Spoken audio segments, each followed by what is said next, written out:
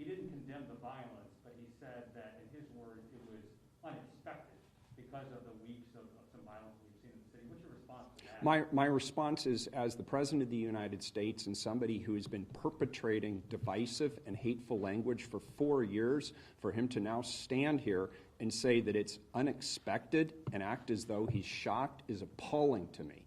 We all saw this coming.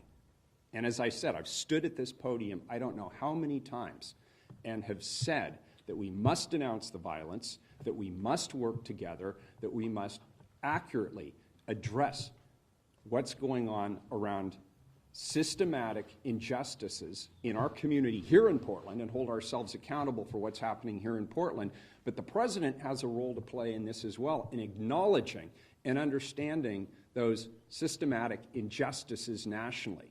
And the tweets that he has been putting out in the last 48 hours, attacking Democratic mayors, attacking those who are trying to bring resolution to the violence in their local communities. He has an opportunity to uplift us and bring us together and help us move through this difficult situation in our nation's history, and instead, he chooses to play petty politics and divide us. That's my reaction. So I'm going to do the work that I need to do here in my local community with my local officials to take accountability for what's happening on our streets.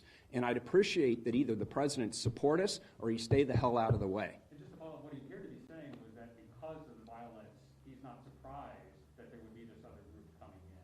What's your response to that? Well, of course he's not surprised. He encouraged them to come into our community. And previously, he has actually encouraged or at least tacitly approved of violence. And so I'm not surprised in the slightest. I'm surprised if he would be surprised by this. There's an olive branch opportunity here for all of us. We need to reset. The President needs to reset. I need to reset. This community needs to reset, and America needs to reset. And it's going to take his leadership in the White House, and it's going to take my leadership here in City Hall to get it done. And so I'm saying, let's end this summer. Let's end the violence. Let's commit to that. Is that something we can all agree on, that we are done with the violence? And now let's do the hard work of acknowledging, of hearing, and understanding the pain and the suffering and the fear and the anxiety that exists in this nation around the COVID crisis, which the President initially seemed to be ignoring or poo-pooing, and the economic crisis, which is now resulting, causing so many Americans economic stress and strain, and now the work that we have to do in our communities across this nation in the wake of the murder of George Floyd. I'm up to that challenge, and I hope the President is too.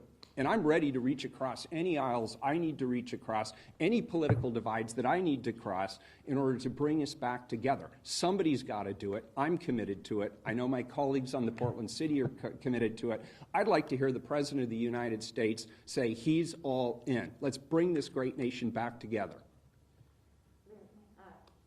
Alex, with Portland Mercury, you talk about community and talk about caring locally. A number of